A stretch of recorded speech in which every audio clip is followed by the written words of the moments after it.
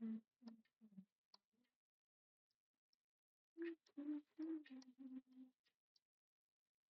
Hello everyone, कैसे आप सब लोग। आई होप आप सब ठीक होंगे, बढ़िया होंगे, मस्त होंगे। तो सर, जैसा कि हमें मालूम है कि हम अपनी इंडियन पॉलिटी कर रहे हैं। जानता हूँ वीडियो अपलोड करने में थोड़ा टाइम लग रहा है, बट कोई बात नहीं, हम अपना कवर कर लेंगे। और दूसरी बात है सर कि अपना जो है मतलब जिन जिन ने सीडीएस और एनडीए का फॉर्म भरा है, ठीक, सीडीएस 1 फॉर 2024, हमें मालूम है कि उसका एग्जाम कब है सर। एक एक तो हाथ में लग गया और दुख रहा है, 1 अप्रैल को है, ठीक है, 1 अप्रैल को है।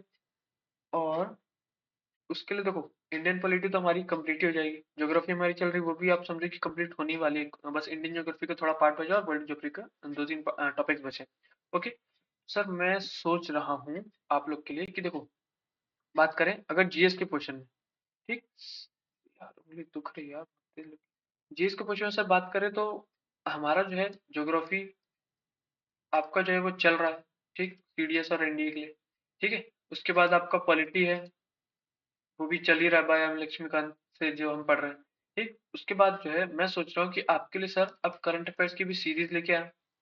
और दूसरी चीज जो आपकी साइंस की है, जो कि बहुत इंपॉर्टेंट रोल होती है। सीडीएस में बात करें तो सर, इसमें सीडीएस के लिए बात करें तो 30 के 30 क्वेश्चन पूरे साइंस में से आते हैं, ठीक, वो भी इजी होते हैं। डिट्टो पूरा, अगर आप सिर्फ और सिर्फ एनसीईआरटी देखोगे ना, तो आपके एनसीईआरटी सीधे उठ के आ जाएंगे, ऐसा है, ऐसा होता है ये। ओके। और करंट अफेयर्स का मैं सोच रहा हूँ कि सर इसमें ना, जो जितनी भी डिफेंस एक्सरसाइज हैं और जितने भी अपॉइंटमेंट्स हैं, स्कीम्स हैं, पोर्टल्स हैं, एप्स हैं, न्यू और जो भी कॉन्फ्रेंसेस हुए, ये सब मैं लेकर आऊँ आपके लिए, ठीक। तो अगर आप लोग को जो मैं बोल रहा हूँ कि सर ये सब लेकर आएंगे, अगर आप लोग को लग रहा है कि हाँ काम हो जाएगा, मतलब ठीक है लेके आते हैं, सही है, तो प्लीज प्लीज रिक्वेस्ट है कि सर कमेंट करके जरूर बताएं, तभी थोड़ा लगे कि हाँ मैं कर रहा हूँ, मैं ठीक है, कुछ लोग तो, कोई लोग तो देख रहे हैं। ओके, प्लीज 2-3 लोग भी कमेंट करेंगे, वो भी मेरे लिए बहुत है।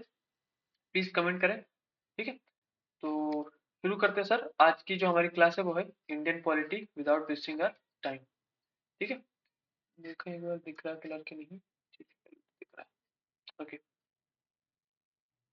ठीक सर, तो शुरू करते हैं। देखो, हम अपना सेंटर और स्टेट क्या कर रहे हैं सर, सेंटर और स्टेट पैरेलल में लेके चल रहे हैं। हमने सर पीएम और सीएम साथ में कर लिए, हमने प्रेसिडेंट और गवर्नर साथ में कर लिए, ठीक। अब हमारा मेन क्या बचता है सर, अब हमारा बचता है मेन पार्लियामेंट और स्टेट लेजिस्लेचर। देखो, आज जो है इस क्लास में हम मतलब पार्लियामेंट, देखो बाकी कंपैरिजन में थोड़ा बड़ा टॉपिक है, तो ये सर थोड़ा टाइम लेगा।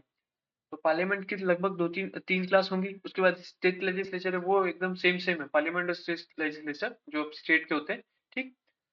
तो वो करेंगे तो अपना आराम से फिर जो बाकी छोटे मोटे टॉपिक है उसे अपन जल्दी जल्दी कवर कर लेंगे, इसमें कोई दिक्कत नहीं। तो शुरू करते हैं सर, आता है पार्लियामेंट, ठीक है।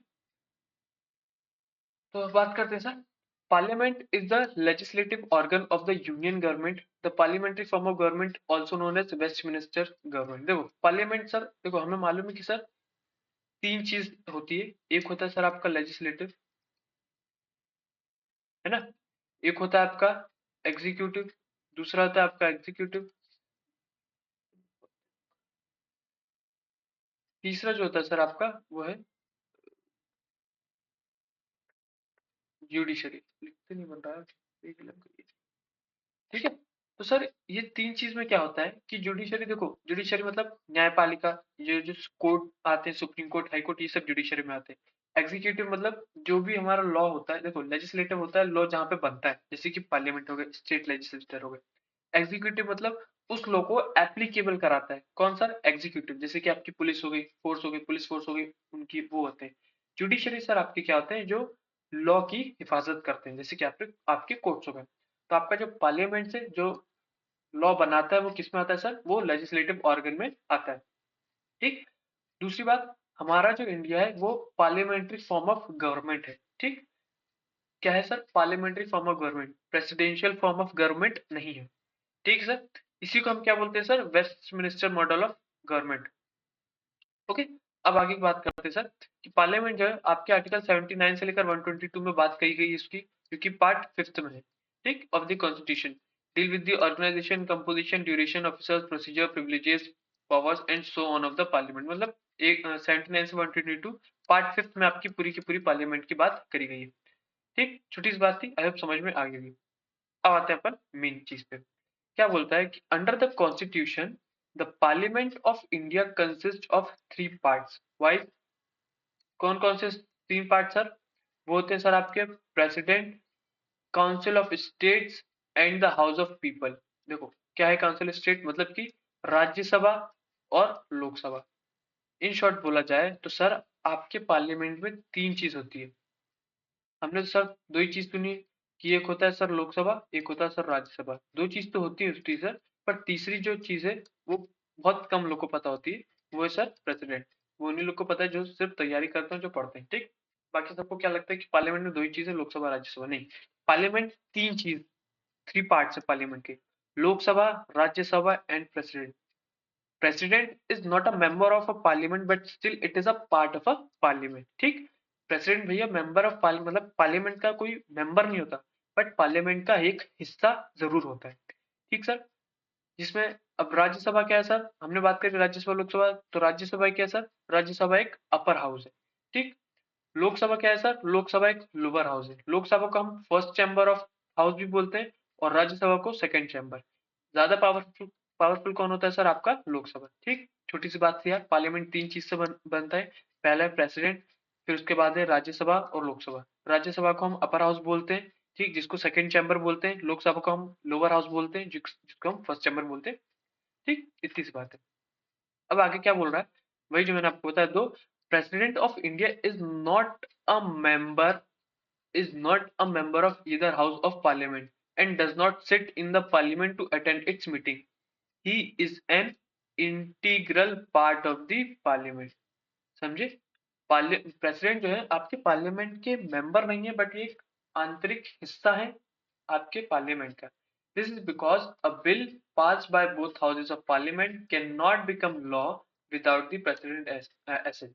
देखो इसलिए कोई भी बिल होता है वो लॉ तभी बनता है जब आपके राष्ट्रपति जी का उस पर साइन होता है। ठीक है, समझ में आ गई? अब अपन आगे बढ़ते हैं सर। देखो हमने बात करी सर राज्यसभा लोकसभा की, तो हर एक हाउस के बारे में अपन अब अच्छे से पढ़ते हैं। Composition of 2 houses. सबसे पहला हाउस कौन सा है सर? आपका राज्यसभा। क्या बोलता है? देखो राज्यसभा में कितने कैसे मेंबर है?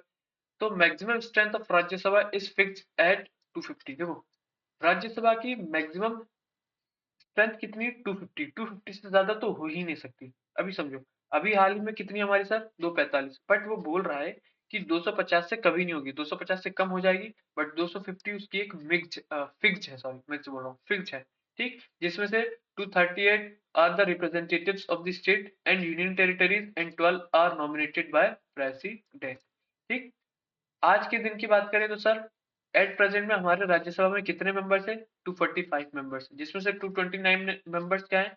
स्टेट को रिप्रेजेंट करते हैं, 4 मेंबर यूनियन टेरिटरीज को, और 12 मेंबर जो नॉमिनेटेड होते हैं प्रेसिडेंट के द्वारा। इस नंबर को याद रखना कि प्रेसिडेंट एनडीए में डायरेक्ट सवाल पूछता है सर, फिर बोल रहा हूँ सीधे एनडीए में डायरेक्ट सवाल पूछा भी गया है पीवाई क्यू में, आप उठा के देखोगे कि प्रेसिडेंट के द्वारा कितने मेंबर्स को राज्यसभा में नॉमिनेट किया जाता है। तो कितना है?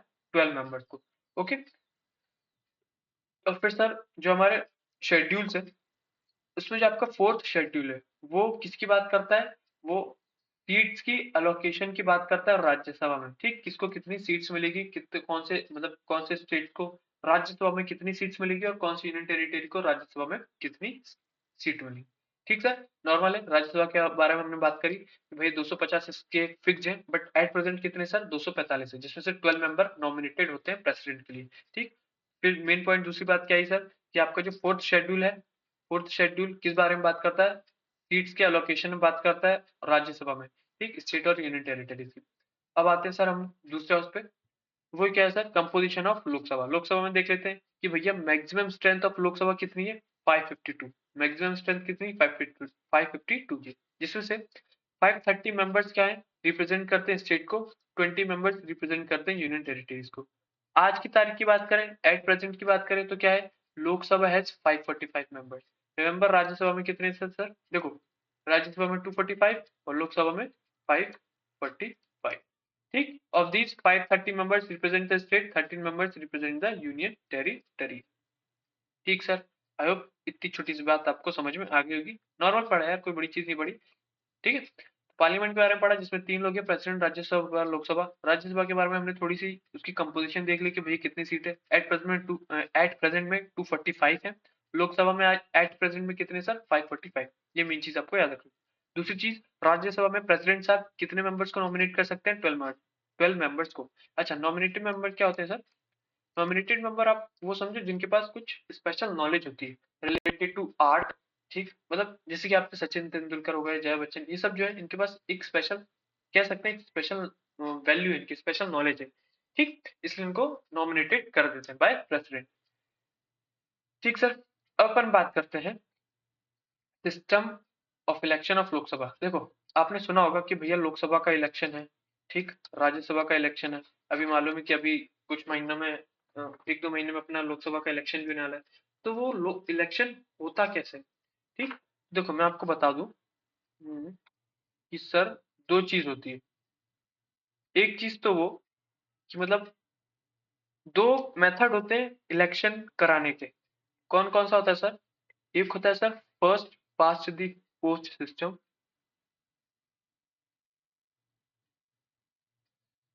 अरे यार अंगूठे में उंगली पे लगी इसलिए लिखते नहीं बन रहा। First past the post system. ठीक, इसमें क्या होता है सर? इसमें टेरिटोरियल इलेक्शन रिप्रेजेंटेशन होता है, मतलब कि आप खुद वोट देते हो। ठीक, आप क्या करते हो? डायरेक्टली पीपल जो है, पीपल डायरेक्टली इन्वॉल्व रहते हैं। Elected by people directly. ठीक, मतलब आप वोट देने जाते हो। वहीं दूसरी बात करें तो सर दूसरा क्या होता है? प्रोपोर्शनल रिप्रेजेंटेशन होता है। क्या होता है? प्रोपोर्शनल रिप्रेजेंटेशन होता है।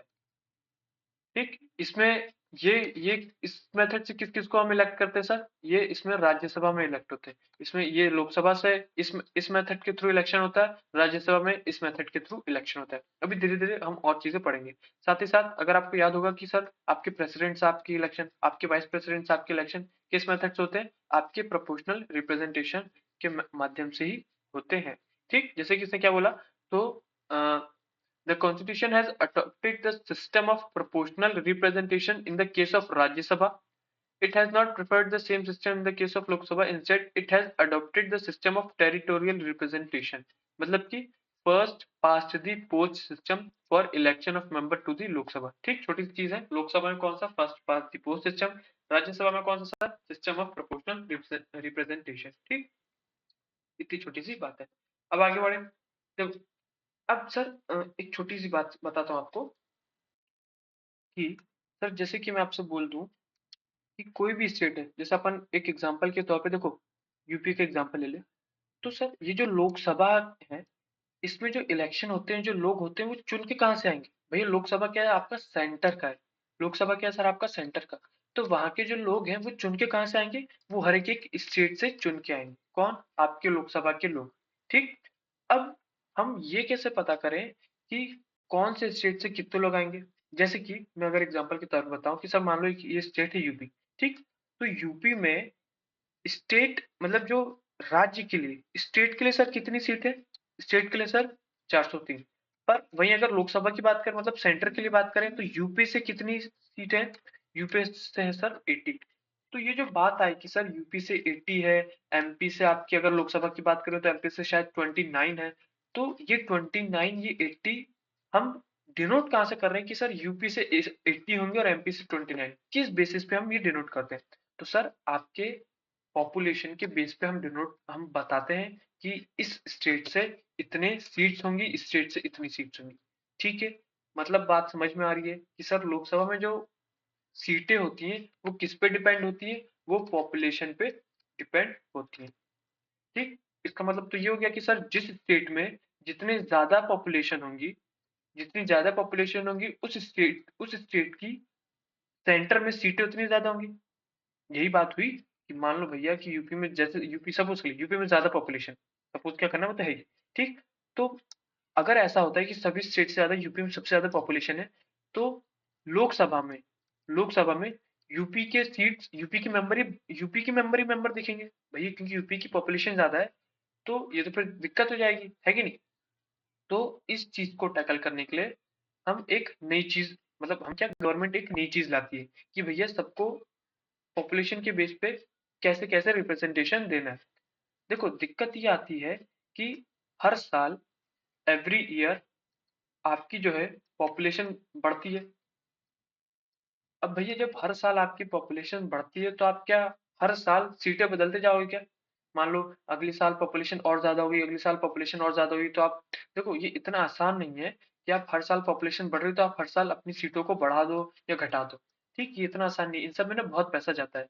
तो इन सब चीजों को टैकल करने के लिए गवर्नमेंट कुछ कॉन्स्टिट्यूशन अमेंडमेंट्स लाती है। ठीक, अच्छा पहली चीज तो ये हो गई। ठीक, दूसरी चीज, दूसरी प्रॉब्लम ये थी कि जैसे मैंने अभी आपसे बात करी कि भैया स्टेट में जैसे लोकसभा के लिए यूपी में 80 है, हमने बात कर ली कि यूपी यूपी से 80 सीटें किसके लिए सर? लोकसभा के लिए। अब दूसरी प्रॉब्लम सर ये आती है कि अब ये 80 कहाँ से? जैसे यूपी में ना कॉन्स्टिट्यूएंसीज होती है, हम इनको क्या बोलते हैं? Territorial constituency. क्या बोलते हैं सर? Territorial constituency. तो ये जो कॉन्स्टिट्यूएंसीज हैं जहां से 80 आए हैं, तो हर कॉन्स्टिट्यूशन में कितने सीट्स बांटेंगे सर? ये भी एक प्रॉब्लम आएगी, ये भी एक प्रॉब्लम फेस करनी पड़ेगी। पहले तो हमने ये चीज कर ली कि सर हर स्टेट में से कितने सीट्स बांटी जाएंगी लोकसभा के लिए। ठीक, पहली चीज टैकल होगी। दूसरी बात ये भी आती है कि उस स्टेट में जो सीटें, जो टेरिटोरियल कॉन्स्टिट्यूएंसीज है, उस हर टेरिटोरियल कॉन्स्टिट्यूएंसीज में कितनी सीटें बांटी जाएंगी सर? वो भी दिक्कत आएगी। तो इन सभी प्रॉब्लम से टैकल करने के लिए कुछ कॉन्स्टिट्यूशन अमेंडमेंट्स आते हैं। ठीक, वो जरूरी है आपको समझाना, इसलिए आपको समझा रहा हूँ। ठीक है, तो देखो अब मैं जो समझाऊंगा उसे एकदम आराम से याद कर लेना। ठीक, बस चार चीजें, किन की चार चीजें आपको सिर्फ कॉन्स्टिट्यूशन अमेंडमेंट याद करना, ताकि ये चीज आप समझ पाओ। देखो सर, हमें मालूम है कि सर हमारा जो इलेक्शन था, मतलब जो फर्स्ट इलेक्शन हुआ था, वो कब हुआ था सर? 1951, है ना?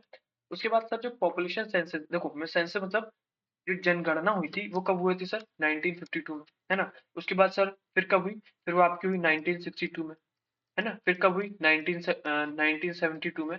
ठीक, ठीक। तो अब जब सर हर 10-10 साल बाद ये पॉपुलेशन हो रही थी, तो हर 10-10 साल बाद सर पॉपुलेशन बढ़ रही थी, पॉपुलेशन जनगणना हो रही थी, तो ये क्या पता पड़ा कि हर 10-10 साल बाद पॉपुलेशन बढ़ रही है।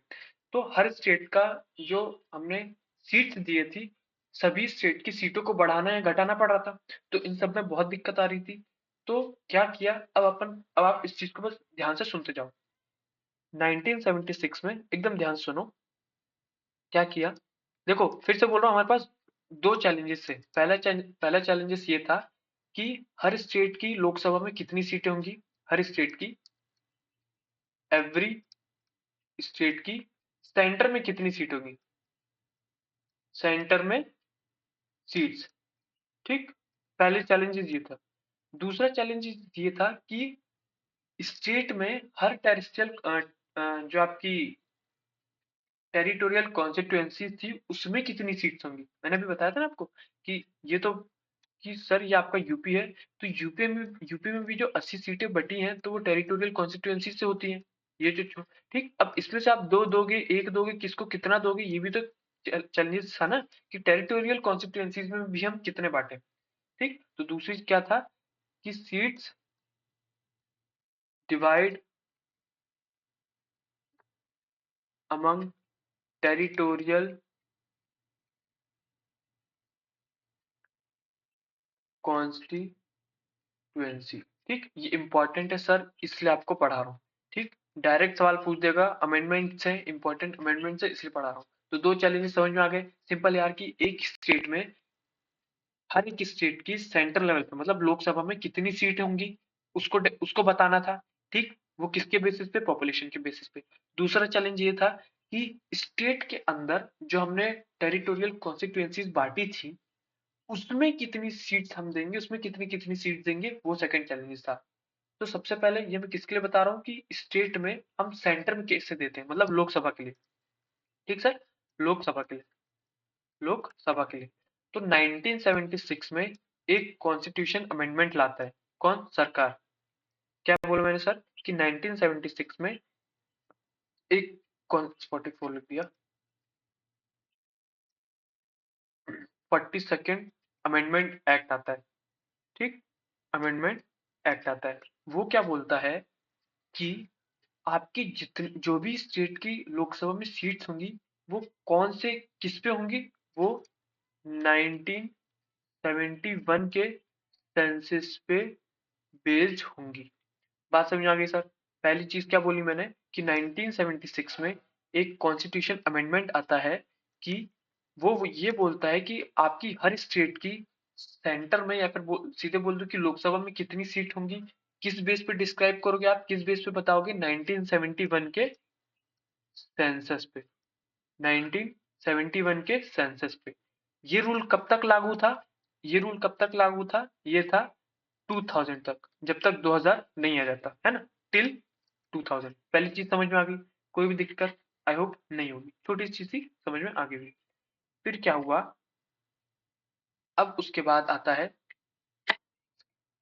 अब सर फिर धीरे धीरे धीरे करके 2000 आ गया। अब सर जब 2000 आ गया तो फिर वो बात बनी कि सर 2000 तो अब आ गया, अब तो अब क्या करेंगे अपन? आपने 2000 तक का ही रूल बताया था, 2000 वाला साल आ गया, अब बताओ हम क्या करेंगे? तो फिर सरकार क्या करती है, फिर 2001 में जब 2000 भैया चल रहा था, 2000 फिर एक आ गया, क्या आ गया सर? 2001 आ गया। 2001 में सरकार फिर से एक नया अमेंडमेंट एक्ट लाती है, कौन सा? जिसको वो था 84th अमेंडमेंट एक्ट। ये क्या बोलता है कि ये बोलता है, कहाँ गया, कि सर, अरे यार ये तो दिख ही नहीं रहा, कि अब जो है इस ये जो सेंसस रहेगा ये वही 1971 का सेंसस रहेगा, बट इसको हमने कब तक बढ़ा दिया? 2026 तक। बस छोटी सी चीज करी, जैसे 1976 में रूल लाया गया 42nd अमेंडमेंट एक्ट कि आप जो भी स्टेट का सीट लोगे सेंटर में, लोकसभा में लोगे, वो किस कौन से पॉपुलेशन के बेस पे लोगे, कि 1971 में एक स्टेट में जितने लोग थे उतने पे ही डिवाइड करोगे। ठीक, 1971 में जो सेंसस हुए थे, जनगणना हुई थी, उन्हीं की बेस पे इस रूल को 2000 तक लागू किया गया। भैया 2000 आ गया, 2001 में फिर से सरकार एक नया अमेंडमेंट लाती है, 84th अमेंडमेंट। वो बस वही चीज बोलती, बस उसने वैलिडिटी बढ़ा दी। कब तक रख दी वैलिडिटी? 2026 तक। ठीक, ये मैं कब की बात, ये मैं किसकी बात कर रहा हूँ? ये मैं बात कर रहा हूँ लोकसभा की, मतलब हर स्टेट की सेंटर में कितनी सीट्स होंगी। ठीक, ये तो ये समझ में आ गई कि भैया हमारा फर्स्ट चैलेंज हमने कैसे टैकल किया। ठीक, बात समझ में आ गई। अब बात आती है सर सेकंड चैलेंज कैसे। तो सेकंड चैलेंज का बस इतना छोटा सा है, ये समझो कि सेकंड चैलेंज में 84th ने जो था, इसने एक स्टेट के लिए काम किया, दूसरे एक और काम किया इसने टेरिटोरियल कॉन्स्टिट्यूएंसीज के लिए किया। क्या काम किया सर? कि 84th वाला है, इसने एक तो भैया स्टेट के लिए कि भैया हर हर स्टेट सेंटर में कितनी सीट होंगी, इसने पहला ये चीज क्लेरिफाई कर दी। फिर इसी ने 84th ने ही बताया, अमेंडमेंट एक्ट ने बताया, जो कि कब आया था सर? जो कि 2001 में आया था। उसने बोला कि आप टेरिटोरियल कॉन्स्टिट्यूएंसीज में कितनी सीट बटेंगी वो आप कौन से पॉपुलेशन के बेस पे करोगे? वो आप करोगे 1991 के सेंसस पे करोगे। बात समझ आ गई सर? कोई डाउट? 84 ने दो काम किए। पहला काम बस जो पिछला वाला रूल बना था उसकी वैलिडिटी बढ़ा दी 2026 तक। दूसरा काम उसने ये किया कि आप जो टेरिटोरियल कॉन्स्टिट्यूएंसीज की बात कर रहे थे कि हर स्टेट के टेरिटोरियल कॉन्स्टिट्यूएंसीज में कितनी सीट्स बटेंगी, मतलब जैसे यूपी में 80 सीट तो है सेंट्रल लेवल की, पर वो 80 सीट यूपी में कैसे बटेंगी उसका आप किस बेस पे निकालोगे? आप 1991 के सेंसस पे निकालोगे। ठीक, बात समझ आ गई? फिर उसके बाद सर दूसरा बस लास्ट अमेंडमेंट उसने क्या करा, फिर भैया लास्ट अमेंडमेंट क्या हुआ कि 2003 में, कब सर? 2003 में एक और अमेंडमेंट आता है, 87th अमेंडमेंट एक्ट आता है। ठीक, ये क्या बोलता है कि आपको अगर टेरिटोरियल कॉन्स्टिट्यूएंसी की सीटें बांटनी है तो अब आप 1991 के सेंसस पे नहीं बांटोगे, अब आप किसके सेंसस पे बांटोगे? अब आप बांटोगे 2001 के सेंसस पे। ठीक, सेंसस मतलब जनगणना के बेस पे कि उस टाइम पे लोग, भले ही आप 2006 में आ जाओ, पर आप देखोगे कि कैसे, मतलब आप पॉपुलेशन को किस बेस पे देखोगे? आप 2001 में जितनी पॉपुलेशन थी उस बेस पे देख के आप सीटें रखोगे। ठीक, बात समझ में आ गई सर? बस ये इतनी छोटी सी चीज थी। देखो फिर से रिवाइज कर लूं। सर हमारे पास दो चैलेंजेस फेस करने को थे कि हर स्टेट का लोकसभा में कितनी सीट्स होंगी, और दूसरा कि वो जो सीट थी जो हमने हर स्टेट से बांटी है वो उस स्टेट के अंदर कैसे बटेंगी। ठीक, ये दो प्रॉब्लम थे। तो भैया हम पहले प्रॉब्लम को लेके गए सरकार के पास, तो सरकार 1976 के ईयर में उसने एक 42 एक्ट लाया। उन्होंने क्या बोला कि भैया 42 अमेंडमेंट एक्ट के तहत हम जो सीटें बांटेंगे लोकसभा में हर स्टेट की, वो कौन से पॉपुलेशन के बेस पे बांटेंगे, वो 1971 के पॉपुलेशन पे बांटेंगे। और ये रूल कब तक लागू रहेगा? 2000 तक। ठीक है सर, हमने बोला कि ठीक है sir, thank you very much, अब हम जा रहे हैं। भैया 2000 आ गया, 2001 आ गया, तो उन्होंने बोला कि भैया आपने 2000 तक बोला था, 2001 आ गया, अब तो कुछ करो। तो भैया उन्होंने कुछ नहीं करा, सोए उठ गए। 2001 में उन्होंने नया बस अमेंडमेंट एक्ट बदला है, 84th अमेंडमेंट एक्ट लाया। उन्होंने बोला कि बस इसी चीज को 1971 सेंसस पर ही तो होगा, बट वो कब तक लागू रहेगा? 2026 तक। ठीक है, बात समझ आ गई? हम बोला ठीक है sir, thank you very much, अब हम जा रहे हैं। फिर सर हमने सेकंड प्रॉब्लम को देखा कि भैया अब ये जो सीटें थी अब हर स्टेट में कैसे बटेंगी उसको बताओ। तो उन्होंने अब जो 84th अमेंडमेंट एक्ट, इस पे तो कुछ मेहनत नहीं करी, इसमें तो खाली वैलिडिटी बढ़ाई। उन्होंने बोला कि भैया 84th अमेंडमेंट एक्ट ये भी बोलता है कि आप टेरिटोरियल कॉन्स्टिट्यूएंसीज में जो आप बांटोगे ऐसी सीट, वो कौन से पॉपुलेशन के बेस पे बांटोगे? 1991 के पॉपुलेशन के बेस पे बांटोगे। ठीक है, हमने बोला ठीक है sir, thank you very much. 2003 आ गया सर। ठीक, ये 2001 की बात हो रही है, ये 2001 में उठे थे और उन्होंने नियम बना दिया। फिर 2003 में उठे, 2003 आ गया, 2003 में फिर से बात आई कि सर उन्होंने फिर से एक एक्ट बनाया, 87th अमेंडमेंट एक्ट, जिसपे उन्होंने बोला कि 2001 के सेंसस पे आप टेरिटोरियल कॉन्स्टिट्यूएंसीज में सीट बांटोगे।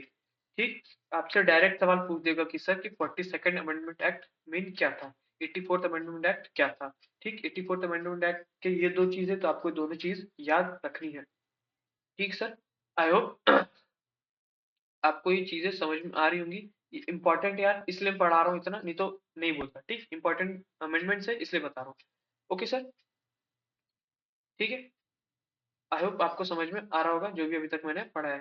ठीक, वैसे लोकसभा का हल्का से आपको समझ में आ रहा था, और कुछ ऐसा कुछ खास है नहीं। अब सर आ जाते हैं अपन ड्यूरेशन ऑफ टू हाउसेस पे। ठीक, इलेक्शन की चीजें हो गई भैया। इलेक्शन और लोकसभा का इलेक्शन कैसे होगा सर? आपका फर्स्ट पास दी पोस्ट सिस्टम, मतलब डायरेक्टली पीपल इलेक्ट करते हैं। वही बात करें सर आपका राज्यसभा की, तो राज्यसभा में कैसे होगा सर आपका? राज्यसभा में आपका होगा प्रोपोर्शनल रिप्रेजेंटेशन के थ्रू। ठीक, कोई डाउट आई होप नहीं होगा। अब बात करते हैं सर आगे। आगे क्या बोलता है? ड्यूरेशन ऑफ टू हाउसेस बोलता है। वो ये बोलता है कि राज्यसभा जो है, राज्यसभा मतलब कि सर कौन सा चैम्बर है? ये सेकंड चैम्बर है। ठीक है, सेकंड चैम्बर है और अपर हाउस है। सेकंड चैम्बर है और अपर हाउस है। वो क्या है सर? वो एक कंटिन्यूइंग चैम्बर है। ठीक, वो क्या है? एक कंटिन्यूइंग चैम्बर है। That is, it is a permanent body and not subjected to dissolution. ठीक, नॉट सब्जेक्टेड टू dissolution। ठीक, however, one third of its member retire every second year। देखो, अब मैं आपको एक से कंपेयर करके बताऊं कि राज्यसभा में आपने डायरेक्ट बोल दिया कि सर कंटिन्यूइंग चैम्बर, मतलब ऐसा क्यों बोल रहे हो? ये मतलब क्या कोई ऐसा भी चैम्बर है कि सर एकदम हट जाता है? कि सर जो आपका लोकसभा जो है ना, लोकसभा आपका बंद हो जाता है, मतलब कि वो डिसॉल्व हो जाता है, खत्म हो जाता है। इसलिए राज्यसभा को उसने ऐसा बोला कि राज्यसभा आपका कंटिन्यूइंग चैम्बर है। लोकसभा अगर वहीं पे आप देखोगे तो लोकसभा जो है वो कंटिन्यूइंग चैम्बर नहीं है, वो हर 5 साल बाद अपने आप खत्म हो जाता है। ठीक, पहले राज्यसभा की बात कर लो, समझ लो कि भैया राज्यसभा जो है आपका एक कंटिन्यूइंग चैम्बर है। हर वन थर्ड मेंबर, मतलब मान लो अगर 60 मेंबर है। अच्छा, 60 मेंबर क्यों माना सर? राज्यसभा में हमारे कितने मेंबर्स है अभी? राज्यसभा में हमारे मेंबर्स है 245। इसके एक तिहाई हर 2 साल बाद रिटायर्ड होंगे। समझ गए? इसके एक तिहाई मतलब ये होंगे आपके 81 या 82 मेंबर्स, हर 81 82 मेंबर जो है आपके 2 साल बाद रिटायर होंगे। ठीक है, और हर 3 साल बाद आपके उस सीट्स पे इलेक्शन होंगे। बात समझ में आ रही है भैया? राज्यसभा एक कंटिन्यूइंग चैम्बर है, और दूसरी चीज क्या रखनी है कि वन थर्ड मेंबर हर 2 साल बाद रिटायर होंगे, बस इतनी चीजें। और जो रिटायर मेंबर है वो कितने भी टाइम्स री इलेक्ट हो सकते हैं। छोटी सी चीज थी बस राज्यसभा की। अब सर बात करें लोकसभा का। लोकसभा का ड्यूरेशन क्या है? तो जैसे कि राज्यसभा कंटिन्यूइंग चैम्बर है, तो लोकसभा वैसा कंटिन्यूइंग चैम्बर नहीं है। इसका जो है, इसका टर्म कितना है सर? 5 साल है। ठीक, हर 5 साल बाद ये लोकसभा जो है अपने आप डिसॉल्व हो जाएगा। डिसॉल्व मतलब कि खत्म हो जाएगा। इसमें जो बैठक बैठक जो मीटिंग होती है, जो बातें होती है, वो नहीं होगा। उनका दरवाजा हमेशा के लिए बंद हो जाएगा। हमेशा के लिए नहीं, कब तक? जब तक इलेक्शन नहीं होते। इसलिए हर 5 साल बाद इलेक्शन होते हैं। ठीक, जैसे इलेक्शन होते हैं तो फिर से वो नई चीज डिसॉल्व नहीं होता, वो वापस खुल जाते हैं दरवाजे। ठीक है सर। अब क्या बोलता है? However, the president is authorised to dissolve the Lok Sabha at any time even before the completion of 5 years। हमने बात करी कि सर लोकसभा जो है 5 साल बाद अपने आप डिसॉल्व हो जाता है, बट प्रेसिडेंट साहब के पास एक पावर है कि 5 साल से पहले भी वो इसको किसको लोकसभा को डिसॉल्व कर सकते हैं, मतलब भगा सकते हैं सबको, सारे मेंबर्स को। And this can not be challenge in a court of law. और ये जाके कोर्ट में हम बोल नहीं सकते कि नहीं सर प्रेसिडेंट साहब ने ऐसा कर दिया, आप उनको सोच समझाओ, ऐसा कुछ नहीं कर सकते। ठीक है। For the term of the Lok Sabha can be extended during the period of national emergency be a law of parliament for 1 year at a time of 7 at a year of time for any length of time. देखो क्या बोला sir, Lok Sabha आपका continuing chamber नहीं है, ये dissolve हो सकता है कब तक सर, हर 5 साल के बाद ये डिसॉल्व हो जाएगा। ठीक। पर प्रेसिडेंट साहब के पास पावर है कि 5 साल के अंदर, 5 साल के खत्म ना होते, मतलब वो 2 साल के बाद भी कर सकते हैं, 3 साल के बाद भी लोकसभा को डिसॉल्व कर सकते हैं। ठीक। तीसरी मेन चीज क्या बताई सर, कि हमने ये बोला था कि 5 साल के बाद डिसॉल्व हो जाएगा, पर अगर नेशनल इमरजेंसी लगती है तो 5 साल के आगे भी आपका लोकसभा काम कर सकता है। ठीक। तो ये छोटी सी चीज थी। ठीक है। हमने देखो पार्लियामेंट के बारे में एक बार फिर से फटाफट रिवाइज कर लेते हैं। देखो पार्लियामेंट में हमने क्या पढ़ा अभी तक, कि भैया पार्लियामेंट में 3 लोग होते हैं, प्रेसिडेंट साहब, लोकसभा और राज्यसभा।